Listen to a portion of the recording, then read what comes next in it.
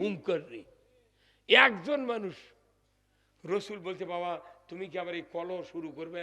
এমনি একদিন গেছো আবু জেল উটের পচা ভুঁড়ি আমার মাথার তুলে দিছিল, ফাতেমা না টান দিলে শ্বাসরুদ্ধ হয়ে মারা যেতাম, তুমি এলাকা যে করো না বাবা। কি রসুল আবার? আমি সামনে রাস্তা নিলাম, হ্যাঁ আপনারা সব একসাথে চলে আসেন। দেখে এলে চলেছে মাথাবত। এখন আবু জেলরা কেলাবত বসেছে, লোক লুনলে বসে আছে। উমর কাল্লা কেটে আনবি, ফুর্তি কর্ম, মিষ্টি খামো। সাইদির নামে ফাঁসির রায় দিয়েছে। আমাকে নন্দীগ্রাম থানার এক যুবক মিষ্টি খাতে নন্দীগ্রাম খাইয়া হুন্ডা নিয়ে যাচ্ছে, অটোমেটিক সমান রাস্তার হুন্ডা অ্যাক্সিডেন্ট করে ওর পায়ের স্যান্ডেল গেছে আকাশমণির ডালত।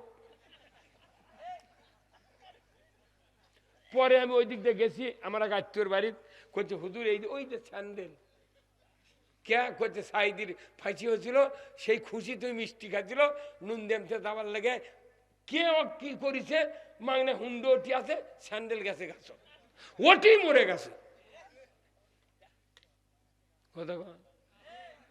তাহলে ওই উমরের কাল্লা কাটপে দাঁড় এই গোল্লা খাওয়ায়।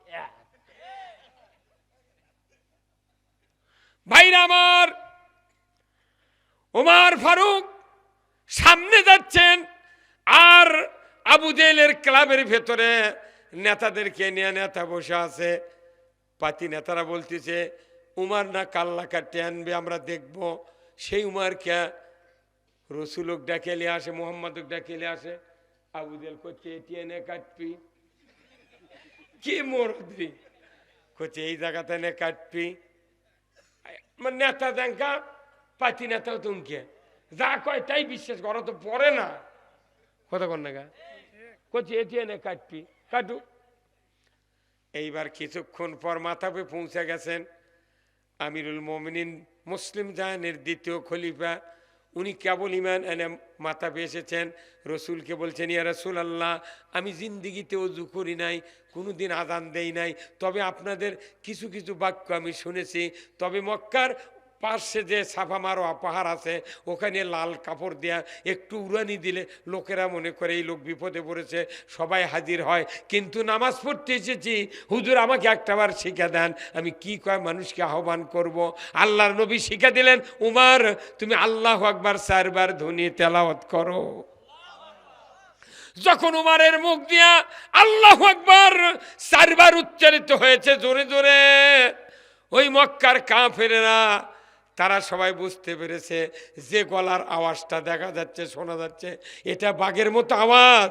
এই আওয়াজটা তো কাল্লা কাটার আওয়াজ নয়, এটা মনে হয় উমরের আওয়াজ, উমরের আওয়াজ। তখন ও আবু জেল চোখ পাকে দেখে সত্যি উমরের আওয়াজ। তখন এরা পাচ্ছি না, তারা কত সরে বাধা দিই, আর মক্কার ঘর দখল হলে আমাকে কি থাকলো কথা কোন না। তখন আবু জেল উদ্দিস বুদ্দিস না পা করছে পারিস যা, কি করছে পারিস যা।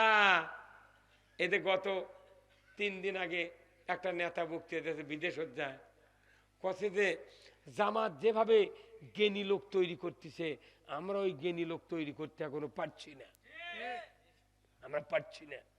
সেই জন্য তো জামাতের সাথে মোকাবেলা করা যাচ্ছে না, না বিদেশের যা কছে, হ্যাঁ ওই যে মরদ দেখ, এগুলো দেখে বক্তৃতা করি। তাহলে এখন ওরা বুঝে পারছে জামাতের লোক জ্ঞানী লোক, তো জ্ঞানী লোক তুই ফাঁসি দিল। একটু ধৈর্য, একটু ধৈর্য, সূর্য উঠে গেছে ইনশাল্লাহ। সিরিয়াতে বিপ্লব, আফগানিস্তানে বিপ্লব, পাকিস্তানে বিপ্লব হবে, বোখারা, সমরখন্দ, মালয়েশিয়া, ইন্দোনেশিয়া, অস্ট্রেলিয়ার একটা প্রদেশ ইসলাম বিজয়ের পথে। আপনার মালয়েশিয়া মুসলমান দেশ। এইভাবে শুধু বাংলাদেশ আর পাকিস্তান যদি একবার জড়ালো